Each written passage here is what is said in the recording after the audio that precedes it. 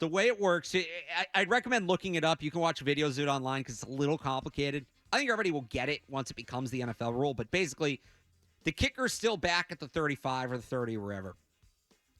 All the coverage players line up on the other 35. So they're like at the 35 going in.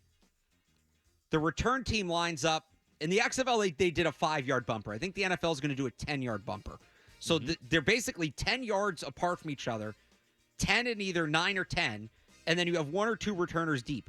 You have to kick the ball to the returner. The ball has to land between the 20 and the goal line. If it bounces into the end zone, that's a touchback. That's a 20-yard touchback. If you kick it into the end zone outright, the ball goes to the 35. 35, yeah. But the idea is most of these are returned, and they set up like NFL plays because you can draw up blocking schemes, and you can do things like reverses and things like that. It's a really interesting play. I don't think people are going to like it at first because it does look very gimmicky. Like aesthetically, it looks very gimmicky. But when you get past that and you actually watch enough of them, it's a fun football play. I'm all for this passing, especially because if it's not this, the kickoff's going to die. It's going to go away. They're just going to get rid of it. They're all touchbacks now anyway. I would much rather have this than no kickoff. Yeah, what was it? It was over 80% were touchbacks last Something like year. that. It was the highest rate in league history, yeah. Yeah, I love it because now, and if I'm a receiver or a DB with good feet, I'm like, oh, I have value now because Patriots re-signing, Rager. Jalen Rager. I was going to say Jalen Rager is the guy now. Rubbing his hands together like, oh, I can really make some money now.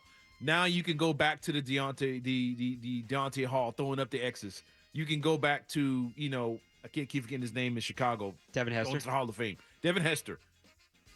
Deion Sanders. You can name all the great kick returners. They finally have value again because no one's giving up the ball at the 35.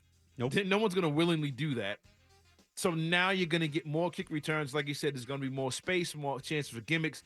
Those return men are going to finally get to that 40-yard dash speed. Now you're going to see playmaking and kick returning, and the kick returners now are going to have value. So having a real burner back there with good vision and good feet all of a sudden has value in the league again and makes it exciting. Look, Devin Hester, he was more important to that Chicago Bears team than Grossman was because he was such a threat. He was a threat, and now you've taken that away, and I'm glad that it's coming back. And it's going to change some games. There's going to be some guys out there that's going to have some game-breaking plays returning kickoffs. This is going to be one. I'm telling you, it's going to be one of the most exciting plays. People are going to love kickoffs after this. It's once you get past the gimmickiness of it. Oh, but what about onside kicks? What about surprise onside kicks? No more. I will sacrifice surprise onside kicks to save the kickoff return as a whole. So they've talked about two things. Either because you can't onside kick like this. You can't. Got to tell them. Right. It'll either be onside kick will be its own thing. Everybody lines up back there and you do it like it's done. Or they'll finally institute that fakakta 4th and 25 thing that you just put the offense out and you got to essentially pick up 25 yards to keep the ball, which I don't love either of those. But if this is what it takes to save the kickoff again, I'll do this. I like this rule.